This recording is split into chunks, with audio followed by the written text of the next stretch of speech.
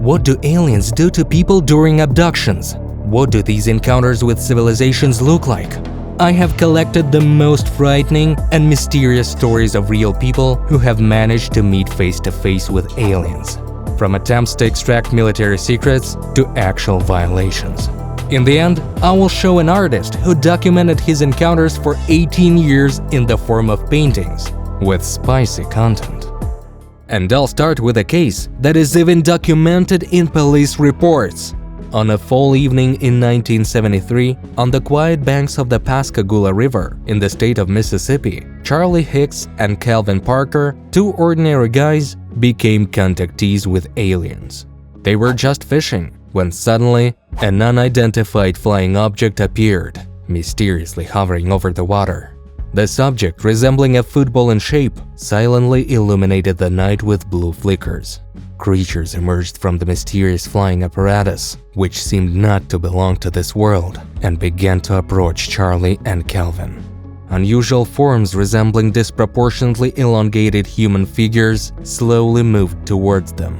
Heads without necks directly emerging from the shoulders, with something like a nose in the middle. Below this nose was a slit resembling a mouth, and long arms ending in gloves with large attached thumbs. The bodies of the creatures were wrinkled, gray in color, and their legs were so tightly pressed together that they resembled columns ending in elephantine feet. Charlie felt pain in his hands and then paralysis, which immobilized him. Calvin, he said, lost consciousness at that moment. The creatures took them to their ship, and inside, Charlie was blinded by a bright light. He felt like he couldn't close his eyes, despite the painful light. Suddenly, something like a giant eye appeared in front of him, scrutinizing him intently. Charlie was in panic, but couldn't make the slightest movement.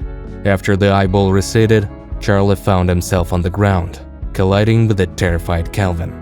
The guys immediately rushed to the police, where the sheriff took their words seriously, as several residents had already come to him reporting strange flashes in the sky. Scary of course, but fortunately, the guys stayed alive. And believe me, this is not the scariest story of those I will tell. Let's move on to events not so distant. In 2020, Toronto resident Owen Ross, a pediatrician by profession, became the hero of an extraordinary story. One spring day, Owen suddenly disappeared.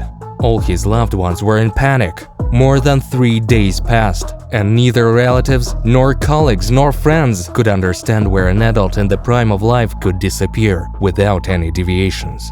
But you know what raised even more questions? Owen was in his office all day and didn't go anywhere. When the doctor returned, he told a story that made many ponder the boundaries of our understanding of reality. According to him, he was abducted by unknown beings who could be either aliens or time travelers. Owen found himself in a black round room where he was greeted by creatures in suits resembling spacesuits. Especially memorable was the moment when light appeared in the darkness, illuminating the scene, on which appeared a map of the Earth. The map changed, showing a terrifying future. A large part of the land was underwater. Owen saw how by 2046, our planet would change. A significant part of the territories would be submerged underwater, and only small patches of land would remain on the surface. People would be forced to live on artificial floating structures, resembling scaffolding with cities on top. These visions of the future Earth, where civilization was on the brink of survival amid endless waters, prompted Owen to return and share what he had seen with others. Since then, he has been trying to warn as many people as possible about the impending catastrophes, while also looking for a safe space for himself and his family to live. Climatologists confirm that climate change and the rise in the level of the world's oceans are real threats. But I still hope that Owen's predictions won't come true. By the way, did you know that even movies are made about alien abductions based on real events? 30 years ago, the world saw the film Fire in the Sky, based on the incredible events from the life of Travis Walton, a young logger who claimed to have been abducted by aliens. Not becoming a box office hit, the film still left a deep impression on the hearts of viewers, thanks to its strong emotional message about trauma and encountering the unknown. What happened there? Fire in the Sky differs from other films of the genre not only in visual effects, but also in a deeply human approach to Walton's story. In 1975, when Walton disappeared for 5 days, his logger friends witnessed a strange incident. They saw Travis being captured by a beam of light from a strange celestial ship. Walton's return dispelled many questions, but also raised new ones. The guy actually got lost in time. Memories came back in flashbacks, which he subsequently tried to convey to screenwriters. He even wrote several books trying to recreate the events he had experienced. Especially impressive is the scene of Travis's awakening aboard the ship, where he encounters human remains and unknown technologies, making viewers shudder and at the same time drawing them to further viewing. The guy considered it a miracle that he eventually managed to escape and tell people the truth that no one is immune from encountering aliens. By the way, the film also touches on a very important theme, as many real witnesses of horrifying events remain silent, simply fearing to face the incomprehension of their own loved ones and condemnation in society. Because, as it is customary for us, if you saw a UFO, then you are crazy. Although now their existence is acknowledged even by the American government. And speaking of officials, did you know that even a president was abducted by aliens? The story of Kirsan Nikolaevich about his encounter with aliens truly shocked the public. A statesman known for his work as the president of Kalmykia and leading the World Chess Organization suddenly shares a story that resembles a chapter from a science fiction book more than anything else. Picture this: Moscow, night, and suddenly, aliens in yellow spacesuits burst into the apartment through the window out of nowhere. Skepticism and astonishment are the first reactions that come to mind. How else to react when you hear that a person claims to have been warmly escorted aboard an alien ship? And not just for no reason, but for a tour of the galactic expanses, showing foreign planets and exchanging thoughts without words. Do aliens exist? This question became even more relevant after his story. And although many skeptics may dismiss it as a strange dream or fantasy, one moment remains undisputed. Kirsan Nikolaevich disappeared for several hours, leaving his loved ones puzzled and worried. Initially, he was afraid to talk about what he had experienced, but you can understand him. A statesman, a public figure, suddenly spouting nonsense about abduction, and by aliens no less. But then, overcoming his fear, Kirsan Nikolaevich still decided to convey the truth, hoping that people would understand him.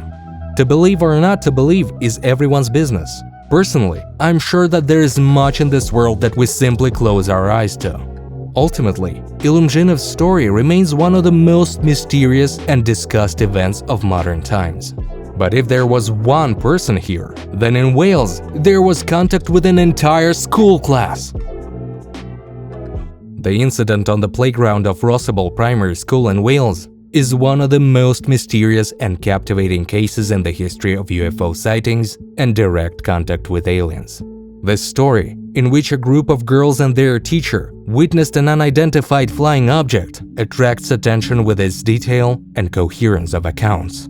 9 children playing netball and suddenly discovering an object in the sky described as a cigar with a dome. One's imagination works over time trying to imagine the scene. Especially striking is that all the drawings made by the children after the sighting turned out to be so similar, despite the fact that the children drew them separately from each other. This adds weight to the story and makes one wonder what they really saw. Amazing details, such as the bright silvery bottom of the object and the black dome, as well as the absence of sound and traces from the object, only deepen the mystery. Some even felt a strange whisper in their heads, thousands of questions in an unknown language. The children agreed in one thing: it was not noise, just incomprehensible speech. The reaction of the girls and their teacher, as well as the attempt to find explanation by contacting a military base, shows how seriously they took what they saw. The fact that the UK Ministry of Defence and the Royal Air Force Base at Valley could not offer an explanation for what was seen only fuels interest in this case. This incident remains one of those that raise a lot of questions and provide food for thought about the possible existence of other civilizations. By the way, years after the event, Even as adults, people continued to repeat their childhood testimonies, underscoring their conviction that they had encountered something inexplicable, emphasizing the significance and importance of this incident. But sometimes it happens that people learn that they were off Earth only through hypnosis. The story of Betty Andreasson Luca occupies a special place among the tales of encounters with unidentified phenomena. Her experience, reconstructed through regressive hypnosis after decades of suppressed memories, paints a picture where science fiction and ancient myths intertwine with deep personal experience. Betty recounted how in childhood, in 1950, she was taken by something she described as a wheel.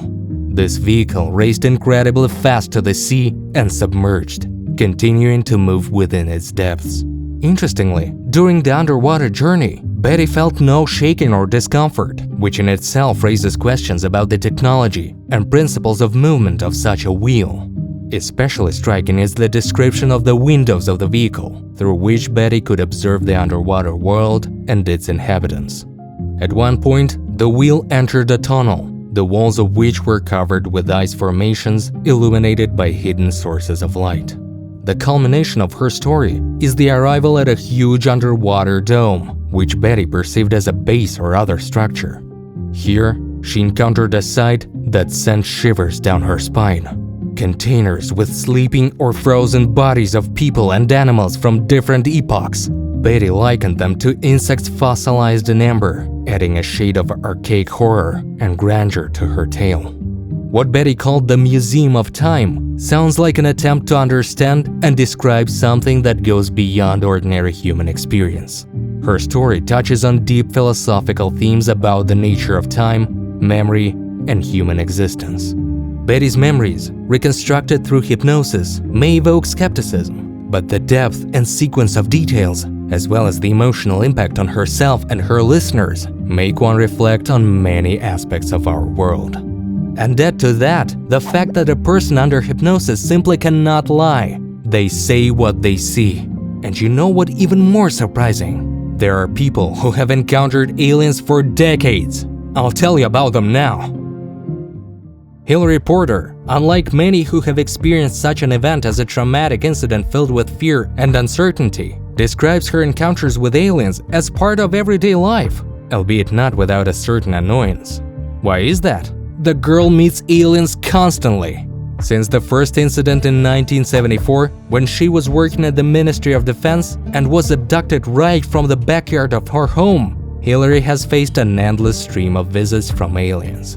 The reptilians she describes, returning for analysis again and again, have transferred from potentially threatening intruders into routine, if not annoying visitors. The details of her stories, about glowing orbs flying around her apartment, alien implants in her body, and even drones hovering above her house, are met with some surprise. These elements, which could be material for a science fiction novel, have become part of Hillary's everyday life. Her challenge to the aliens to come up with something more interesting speaks volumes about how habit can dull the perception of even the most unusual events. The girl even claims that she was pregnant several times after such abductions, but after a few months, visitors would come again and the child would disappear without a trace. Sounds terrifying, doesn't it? What's even more frightening is the fact that she underwent a polygraph test, which fully confirmed the truthfulness of her words. And from a psychological point of view, she has no problems. So, I sincerely hope that Hillary will eventually be left alone. And remember, I promised a really wild case. David Huggins, a man whose story will make you reconsider the boundaries of possible and impossible. He doesn't just talk about his unusual encounters with an alien named Crescent. His uniqueness lies in turning his memories into art, creating detailed paintings of his encounters. True, most of them depict orgies and various poses invented by the alien herself. Now that a twist.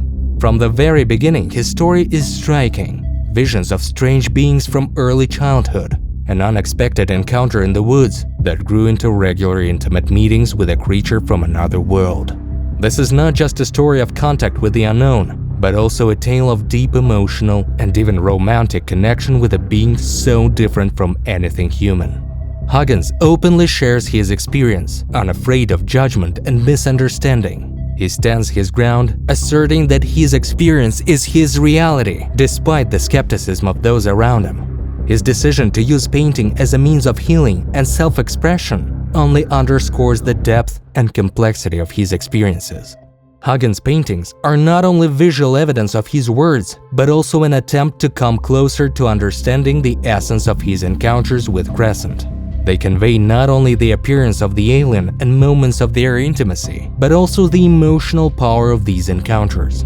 A documentary film, Love and Saucers, was even made about the man, in which he describes his extraterrestrial connection in detail, bringing viewers closer to Huggins' world, allowing them to understand and appreciate his experience more deeply. To believe or not that extraterrestrial civilization abduct someone from our planet or make contact with them is everyone's business. But if you want more stability in your life, to become a cool scriptwriter, editor, or announcer, then you have the opportunity to join our team. The link to our Telegram is in the description. And subscribe if you're interested in the theme of all things mysterious and unexplored. And thanks for watching.